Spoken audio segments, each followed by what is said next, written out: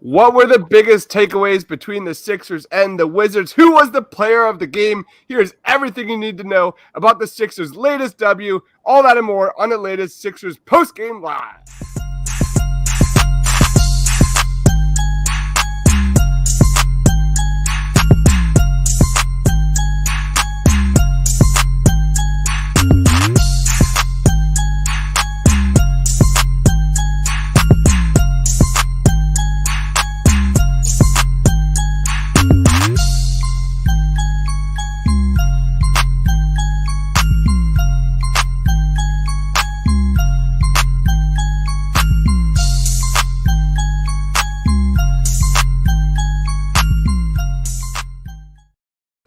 All right, that is more like it. Sixers get the W tonight, 118 to 111. Joining me, I've got my man Tiago to help me break it down. What is good, Tiago? What's going on, Chris? No Phillies tonight, so we got a chance to look at this Embiid-less lineup for the Sixers, and it was a ton of fun, man. Against a bad team, but like not a really bad starting five. Like the Wizards have a really good five. And the Sixers tore them to pieces. So a lot to talk about, man, but it was a fun game to watch for sure.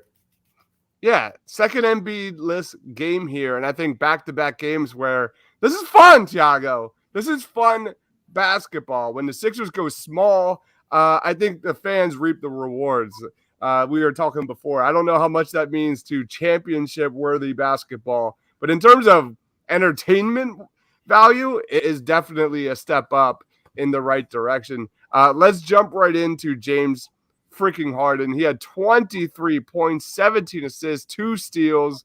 Absolutely terrific game. I don't know what the stats are yet, but I guarantee you he contributed scoring, assisting at least over 60 points in this one. I'll throw it to you, Tiago. What was your take on James Harden? Everything that you want out of James Harden, you got it tonight. I mean, that is exactly why the Sixers signed up for this guy. It was the scoring, it was the playmaking. I thought that his off-ball defense, which can be horrifying to watch at times, he was engaged. He was determined to come out of there with a W. When you get this type of James Harden performance, the Sixers are a very, very, very tough team to beat.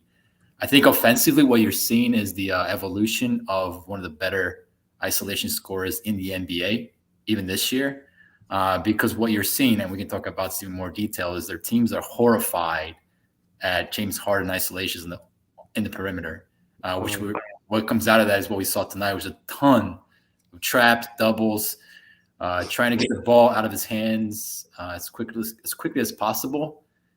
And guys like PJ Tucker and De'Anthony Melton, man, they absolutely cashed in tonight. You might have their stats up. I mean, they probably combined for over 35 points, I think, or something like that. And it's all a function of James Harden, man. It is all a function of James Harden. Teams do not want to have this guy attack in isolation. And James Harden is an absolute maestro when it comes to finding guys, threading that bounce pass, getting guys in positions to have easy looks. So it was just a phenomenal Harden game. It's a lot of fun to watch, man, when you get this type of James tonight.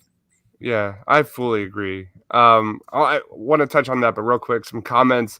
Guys, if you're watching this live, let us know your reaction to this W. Quentin says, I liked PJ taking and making more mid-range shots. The dude started 4 of 4, maybe even 5 of 5 in this game in the first half. Good to see more PJ Tucker involved offensively. Melton in the middle was good again. Man, that's exactly where I was going with that, Quentin. I think we're seeing Harden and Melton develop really good chemistry, Tiago. One of my favorite parts of this offense is that Melton-Harden pick and roll where Harden gets the ball to Melton, and Melton in that middle of the floor, man, whether he can finish around the paint or find perimeter shooters. I think we have seen really good minutes out of De'Anthony Melton, and I think James Harden's a really big piece. Any thoughts on that duo? Yeah, first of all, I thought this was a unbelievably great De'Anthony Melton game. I thought this was by far his best game as the Sixers. Defensively, he was all over the place. I counted 7 deflections in the first quarter. He switched, he defended Beal. He was phenomenal, man. And I think that you see why they like Melton over Thibault, because Melton can play that short roll, settle with that floater, and pass off that short roll. And Thibault, they tried to do something similar to Thibault, and Thibault threw a pass and threw a roll in the stands. I think you saw the clip that I put on Twitter, Chris. It's just like he doesn't have the same feel. He doesn't have that floater. So both PJ and Melton were phenomenal in that particular role. And PJ Tucker, man, had a nice little floater game going too. So yeah, they both played great. But again, all as a function of what you see from James Harden as a perimeter attacker. And that's really where I think the conversation starts, and really where the Sixers offense kind of goes from here. So yeah, I fully agree, man. James Harden's been terrific all season long. Doesn't help much with the transition defense, but we can't be that picky. We can't be that picky. Everything at once, man. You gotta go. I know. I'm just playing. Kumar says, why didn't they just post up PJ Tucker? How much does PJ Tucker post up? I don't know how much of that is in his bag. I'm not really sure. I mean, most of his PJ, when it comes to PJ Tucker, is those corner threes, catch and shoot type of stuff. And Quinn says I'd also like to see PJ in the posts a little bit more. Any thoughts on that? He was playing small 5 tonight, so do you really want to post up against Porzingis? Like, I don't think that's a favorable matchup for PJ. And then when Embiid is on the court, he's usually taking up that space of the court. So, yeah, I mean, I get it. PJ is a strong guy. He can probably create some matchup advantage. I thought that Tobias didn't have a particularly great game, but he did a good job posting up. And I thought PJ Tucker passed well out of that corner into Tobias. So there's a lot of guys on the team that can post up. But ultimately, I think offensively, what the key was playing with pace, right? So playing off misses, running in transition, attacking early in the shot clock. I thought that was the recipe tonight. It wasn't necessarily posting up. It was more like playing off the misses and going from there. And I thought that was really the key to the win tonight. So kudos all around, particularly Doc Rivers, man, for sticking to that within that lineup. So we got to give him credit too as well. Yeah, I like what we saw from Maxey. Let's go into Maxey here. Another sensational game from Tyrese Maxey, especially in the second half. Dude went off. He had 28 points. He has these like sequences, as we know, but this season especially, where he goes bang, bang, bang. The pull-up three. I'm going to go find that pull-up three he had in this game from the logo was absolutely crazy. He was a huge part of that 18-2 run to end the third quarter, pushing it into the fourth quarter. I think he only had like 2 points after the first quarter, and I was looking at the box score, and you see James Harden playing a full first quarter and Maxey with only 2 points. I was ready to go all in on Doc tonight. But kudos to Maxey, really kind of saved Doc's ass. There's several times in this offense where the ball does not go anywhere, and Tyrese Maxey is just letting it rip from Steph Curry land. I'm going to find that highlight. What was your thoughts on Tyrese Maxey? I mean, what immediately stood out for me was how many times tonight he finished off contact, and not just little contact. I mean, he was finishing over Porzingis. He was finishing over guys that are way, way bigger than he is. And I think that speaks to his development as a player physically. NBA is a big boy game, and he's 6'1", 6'0". He has developed strength-wise to a level that I didn't expect him to develop. He's got wide shoulders and he's got a lot of frame to put muscle, but I never envisioned Maxey as that player who could finish through guys that are, 7-footers, 6'10". So that was something that immediately stood out for me. I think from an offensive standpoint, you really saw his game take off from an aggression standpoint is when he was running those second units, right? So when Harden was off the floor and he was running, with Shake Milton, I think there's a clip right there of actually Shake Milton on the court, Niang. He's really the guy at that point. There's nobody else on the court that can handle the ball to his level. So I thought that in the beginning of the second quarter and the beginning of the fourth quarter, if you go back and look at those frames in the game, he was phenomenal. He was absolutely phenomenal. I mean, this guy's playing at an all-star level.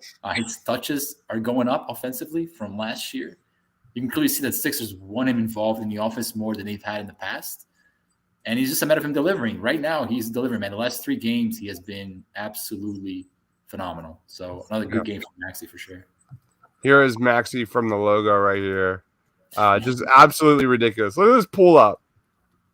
Yeah, that's something I noticed in preseason. Like he's definitely incorporating that into his game, that 4-point range. Woo. Like guys like Damian Lillard have, right? We see Damian Lillard hit that shot all the time. That is a game changer, man. Like if guys have to go out there and defend him at that shot with his speed, it's game over. Like there's no way you can defend this guy at that point because he'll just go right by him and attack the lane. So, All right. So that's a little bit about Tyrese Maxey. Let's get into the bench a little bit. I think they only had 3 points after the first half. The bench really came in strong in this second half. We already kind of touched on D'Anthony Melton, who continues to get better and better as the season progresses. But Georges Niang, talking about Tyrese Maxey, I believe 2 of those threes from Niang in that fourth. 2 of his 3 threes in that fourth quarter were assisted by Tyrese Maxey, and that gravity he holds when he's attacking the basket.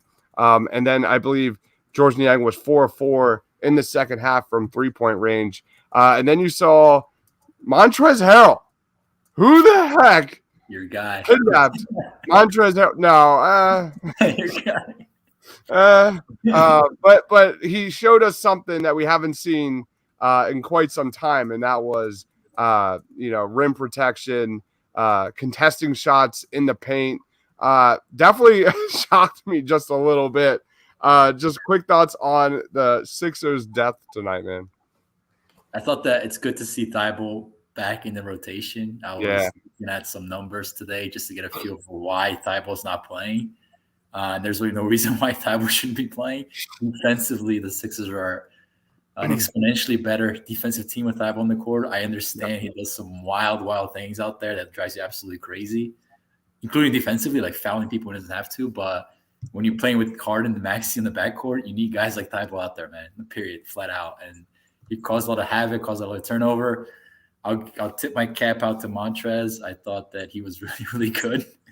And, I'm not a Montrez guy, but, rebounding, finishing at the rim, hustling, doing those things, I thought he was really good. So play him, man. Play the Sixers bench. Like I think you said during the game, Chris, like this should not be a 40-minute Harden game, right? So play Shake Milton, play those guys. And, yeah, they're not going to be great, but it's an 82-game season.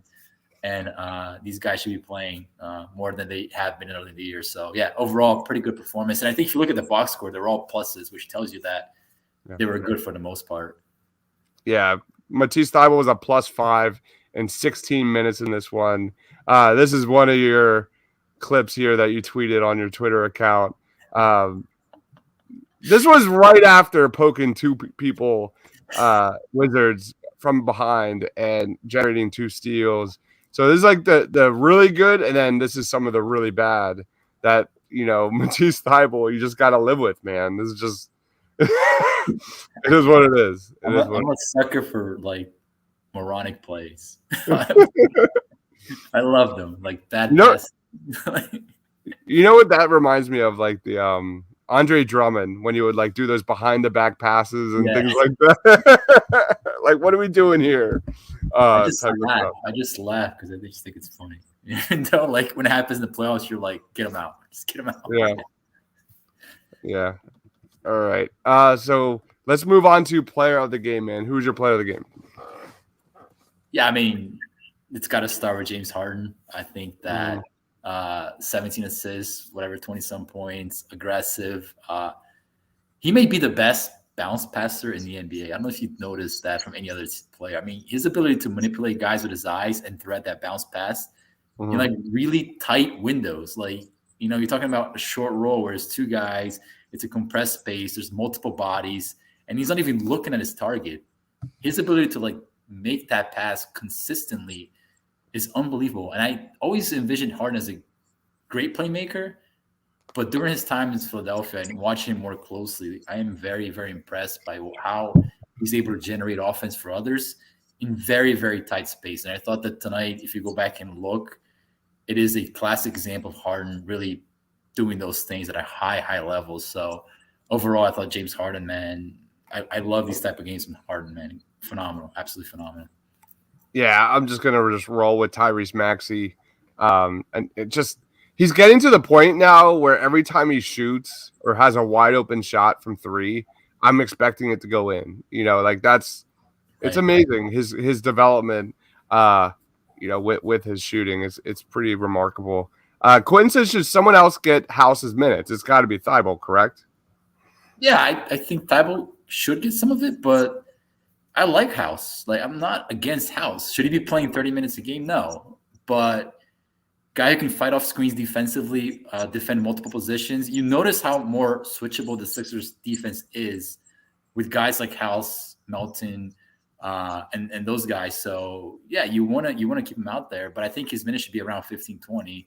And if you're asking flat out who should take his minutes, yeah, Thibault should get some of that, and particularly at power forward, because one of the lineups I want to see the Sixers implement going throughout the year is Thibault at power forward, Melton small forward, right? So you have 2+ level defenders, and then Harden and Maxey in your backcourt, 2 explosive offensive guys. So you have defense, you have offense, and then you combine those and get something, going on both ends. Yeah. So, yeah, I think Thibault should definitely get that for sure.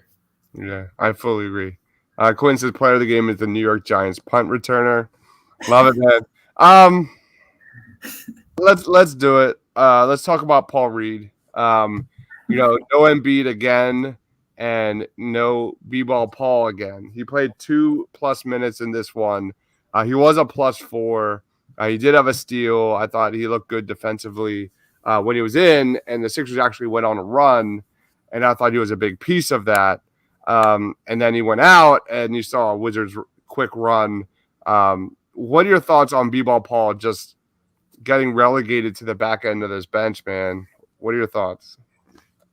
Yeah, my thoughts is at some point it's going to come down to where you're going to need Paul Reed to play, because it's going to come to a time where Harrell becomes unplayable because teams know how to attack this guy. There's a history on how to attack him. And at that point, you're going to have to go back to, can I play Paul Reed? And we ran through the same thing last year when they couldn't play DeAndre Jordan anymore, and Paul Reed was thrown into a playoff rotation and did a ton of good things. And also you realize that he was not ready, particularly for that moment from a defensive standpoint. So I think that it's another phenomenal opportunity for Doc Rivers to play this guy, get his feet going in the NBA, and get to a point where when I do need Paul Reed, he's ready. So my thoughts are, yeah, he should be playing. He should be playing at center. He should be playing at power forward.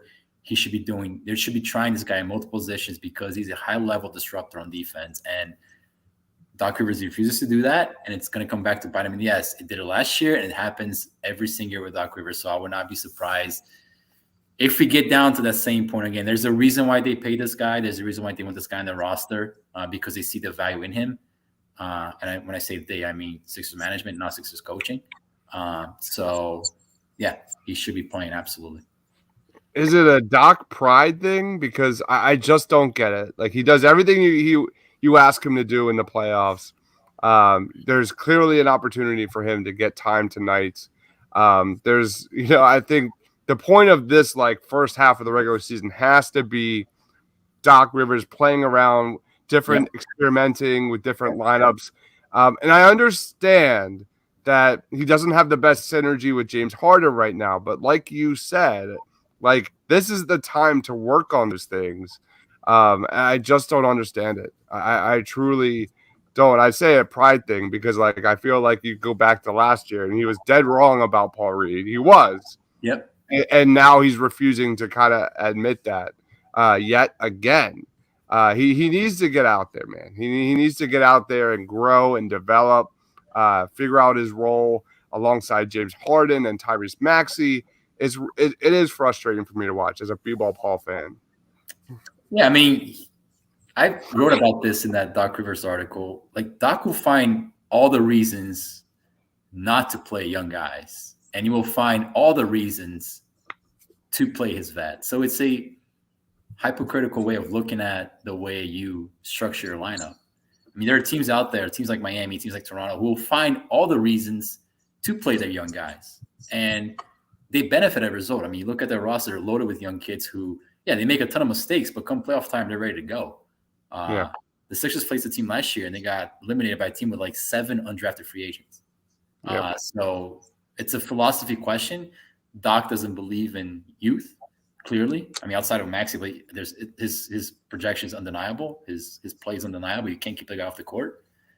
But yeah, I mean, athleticism, speed, length, that makes a difference.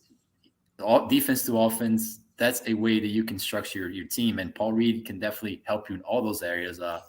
But yeah, I mean, it's going to come down to at some point Reed going to his agent and be like, hey, man, I need to go somewhere else, really. I think that's what it's come down to because it's unacceptable, really.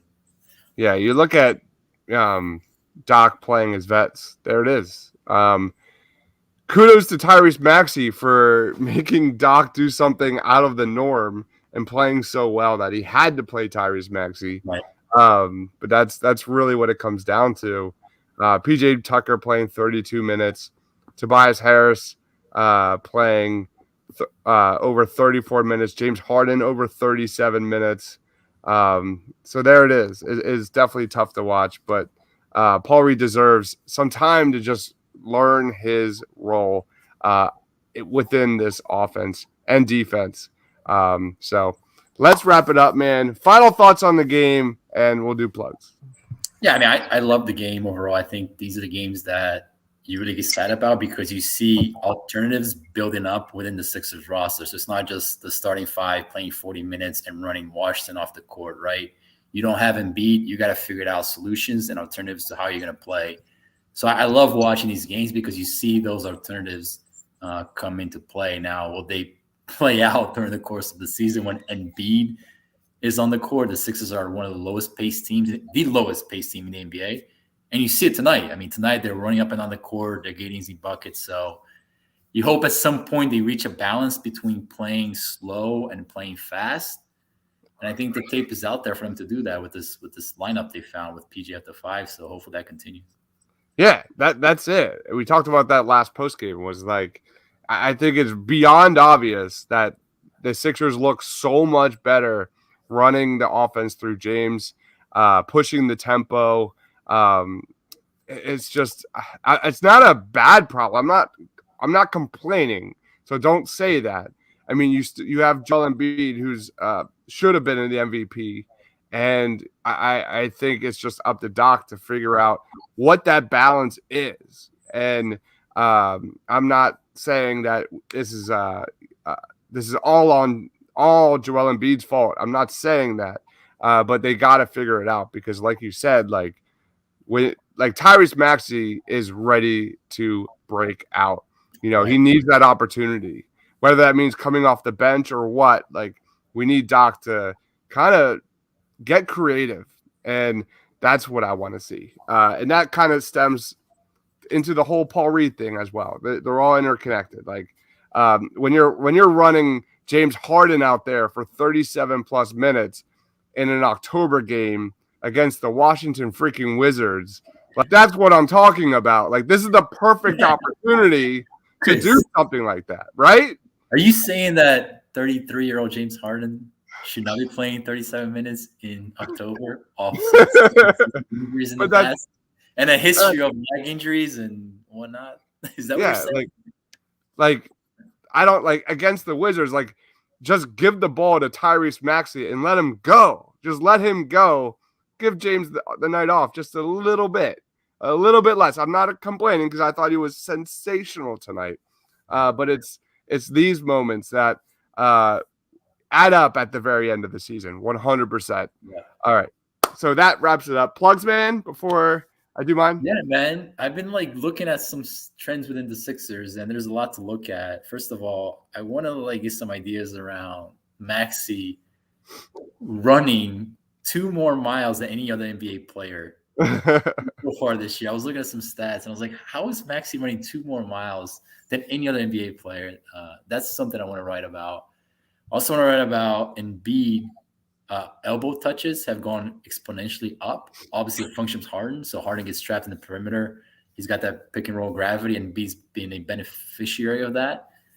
There's a lot of cool little trends that I'm trying to pick up on the Sixers early on there, and I hope to like put it all together and try to get some articles out there soon. So, yeah. Yeah, there's definitely like little like real positives about this team that not necessarily were there, I think, at the start of the season. So there's definitely kind of pieces that are trending much more positively. Yeah. Even though they're winning, like I want to see more, like you said, like part of why the Sixers lost the last 2 years is they couldn't figure out how to function as a team without Embiid.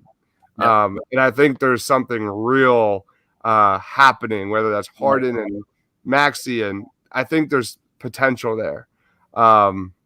We'll see. We'll see how they balance it out moving forward, but I just want to see Doc do it. I want to see Doc, say, hey, we're going to try this tonight, and we'll see what happens. You know what I want to see? And I don't know if this is talked about enough. When Embiid is back and he's playing, is he going to be okay as a lower usage player? And I don't mean a low usage player, but a lower usage player. Because what I saw, at least early in the year, from a couple of the games early with the Milwaukee game and the Boston game, is frustration from Maxey attacking offensively. I mean, you saw the body language. You saw him clearly, signal to Maxey multiple times his frustration. Is Embiid ready to potentially accept a lower role for the betterment of the team, which may end up sacrificing an MVP campaign? I mean, you got Tobias to do it, right? Yeah, but we're talking, going from a 35, 37% usage player down to like a 30, 31, 28 even usage player. Yeah. Is he okay with that role? I think that is the role that the Sixers potentially want him to have in the postseason and leading up to the postseason. But I think there needs to be a mindset shift on Embiid. And this is not a criticism because the guy is a phenomenal player. But there needs to be a mindset around there's value of me taking one step back, moving the basketball, watching guys operate, and not be the Kobe Bryant, Shaquille O'Neal version of Joel Embiid. So we'll see where that ends up. Yeah, we talked about that last post game too. Like, I think it's very evident. It's very evident that it's Joel Embiid that needs to adjust, and not vice versa. And I think I probably agree, Quentin. I think Embiid's going to say I'm the MVP. I'm the process. The ball should go through me. But I mean, it's the regular season. If anybody understands like fresh legs for the playoffs, it should be Joel Embiid. Right. And him taking a lesser role. I'm not saying take away ISO basketball. I think there's a time and place, especially in the playoffs. But if they're going to use this time now to kind of form an identity for this team offensively, like now is the time to do something like that. And I think I'm hopeful Joel Embiid would be open to that conversation. So we'll see. But that's I 100% think that needs to happen. And I think the Sixers as a team would be better for it because it'll get Maxey more touches. There'll be a trickle effect as well. So that wraps it up, guys. Thank you everyone for watching. Please be sure to smash that like button. Please be sure to subscribe.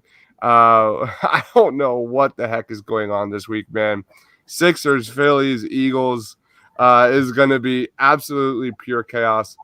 We will be doing a Birds of the Round Table where we preview the Eagles and Texans game. We're talking about doing it somewhat early tomorrow, around like 5 o'clock.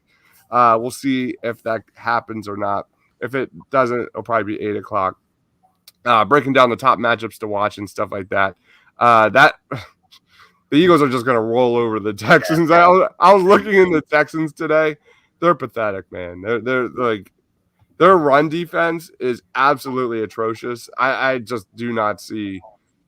It's kind of like the Steelers. Like I don't see any reason the Eagles do not put up at least 30 plus points in that one, right? Run a Minshew game, man. It could be one of those. I put the stats on my Twitter. I'm going to throw that up. It's pretty outstanding. The Eagles' first half offense versus the Texans' entire points scored this season. The Eagles' first half offense, they've scored 147 points. The Texans this year, 116. So this could be one of those games where the Eagles just put that team away in the first half, and it's Minshew mania in the second. So they just picked a good year to be great because there's a lot of bad football out there. There's a lot of bad teams, a lot, and the Eagles are like way above the rest. It's nuts, man. Like the Eagles are trending up so fast, while the NFC is trending down so fast. It's wild. Yeah. It's wild, man. Good stuff. So we'll have for the Eagles game, pregame, halftime. I'm not sure what's going on for postgame because we're all going to be watching the Phillies as well. So, of course, Phillies postgame live Tuesday, Wednesday, Thursday this week. I think the schedule is now. But, again, we'll be back on Wednesday night for, I think, another Wizards postgame show.